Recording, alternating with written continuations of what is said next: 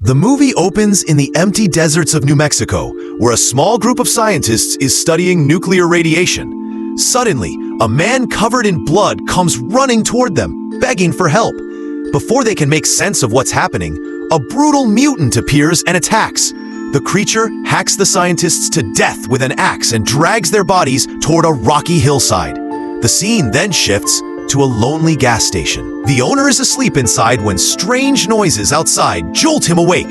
He grabs a shotgun and steps out carefully, calling out a name, Ruby, as he walks toward the nearby area. When he returns a few minutes later, he notices a bag lying near the station. The moment he sees it, he loses his temper and shouts, "It's over, I can't help you anymore." He storms back inside, but soon reappears, picks up the bag, and brings it with him. Inside, he opens it and finds a severed ear along with some stolen jewelry. Before he can process it, he hears a car horn outside. A family on a road trip had just pulled in. The father Carter, the mother Ethel, their son Bobby, daughters Brenda and Lynn, Lynn's husband Doug, and their baby girl Catherine. While filling up gas, the station owner mentions a shortcut that cuts straight through the hills. Wanting to save time, they decide to take that route. A little while later, they reach the dirt road he told them about. Ethel checks the map, but the road isn't listed anywhere. Out of nowhere, a spike strip appears on the path. Their tires blow instantly, causing Carter to lose control and crash into a giant boulder. Everyone scrambles out of the vehicle in panic. Their two dogs get scared and run off into the hills, and Bobby takes off after them.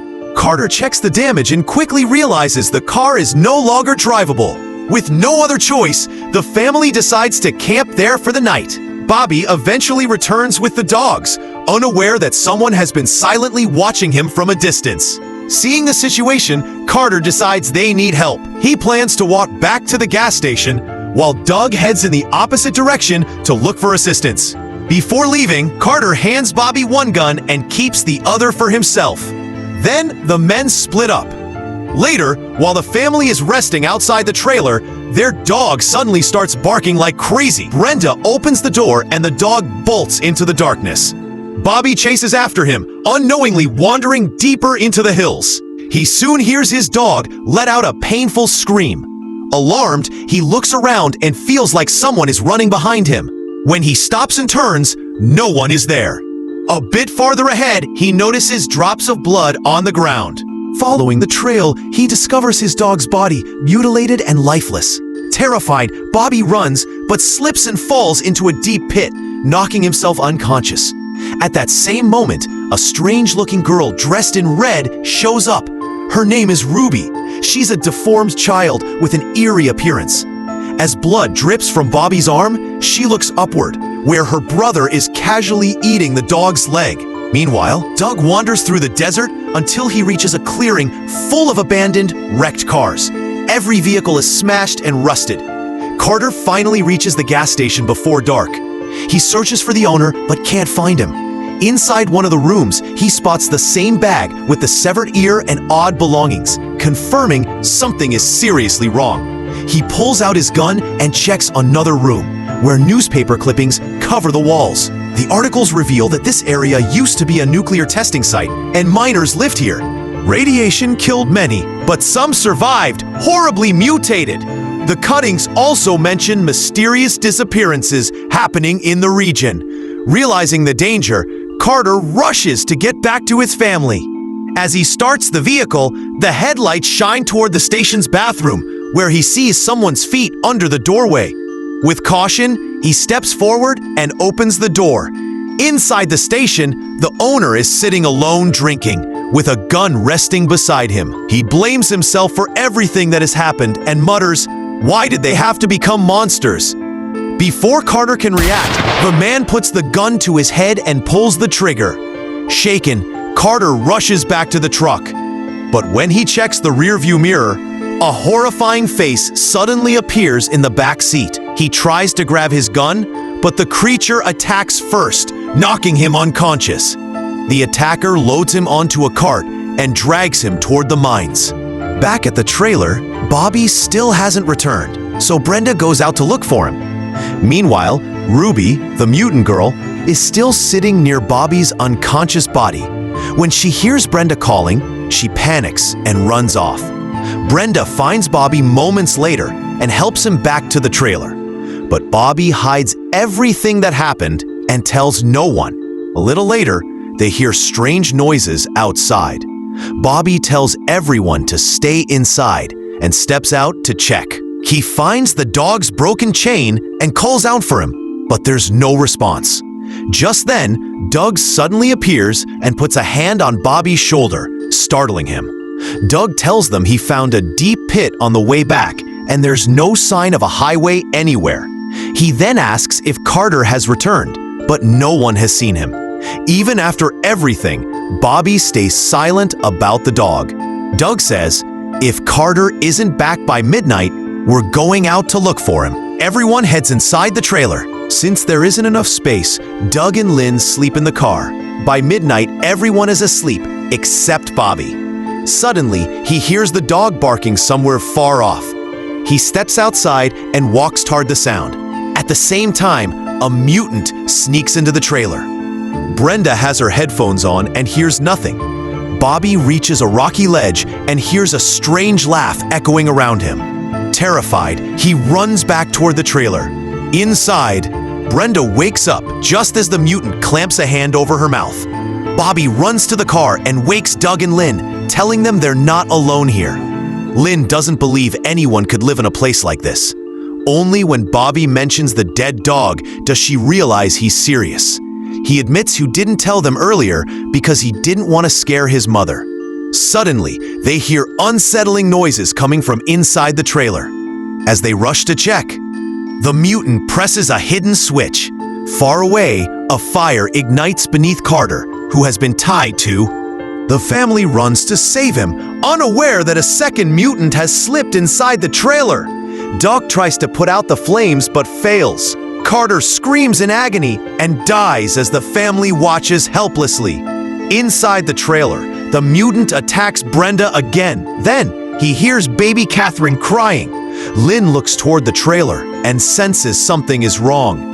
She runs inside and sees one mutant holding her baby while another is trying to overpower Brenda. Lynn grabs a pan and hits one of them. When she tries to strike again, the second mutant grabs her hand and points a gun at the baby to make her stop. He then tries to assault her.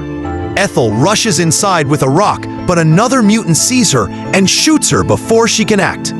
Hearing the gunshot, Doug sprints toward the trailer. Inside, the mutant is about to shoot Brenda when Lynn stabs him in the leg with a screwdriver. Enraged, he shoots Lynn in the head. The mutants grab the baby and escape. When Doug arrives, it's too late. Lynn's body is on the floor and Catherine is gone. Doug breaks down, sobbing. Outside, one mutant watches them, unaware that the dog creeps up behind him and kills him brutally. Ethel is still alive, but in critical condition. When Bobby sees the destruction inside, he says they should chase the mutants. But Doug stops him, saying they can't act without a plan. Just then, they hear something outside. Bobby fires at the door. Doug steps out carefully and finds a dead mutant. He picks up the mutant's walkie-talkie. Their dog returns and suddenly, Catherine's cries come through the radio. Doug's rage explodes. He wants revenge. At sunrise, Doug sets out with the dog. The dog leads him to the mines, where rows of mutant graves cover the ground. Then it guides him to the other side, where Doug sees a ruined village marked with signs of old nuclear tests. Meanwhile, Brenda and Bobby set up a trap near the trailer to kill any mutant that returns. Doug enters the village and hears Catherine crying inside a house. Just as he moves in, a mutant drags a corpse past the window. Doug hides in an old car until the area goes quiet. In his hurry, he accidentally locks the dog inside the car. He sneaks into the house where a mutant woman is watching TV. Doug hides and reaches for the baby, but the woman suddenly attacks him.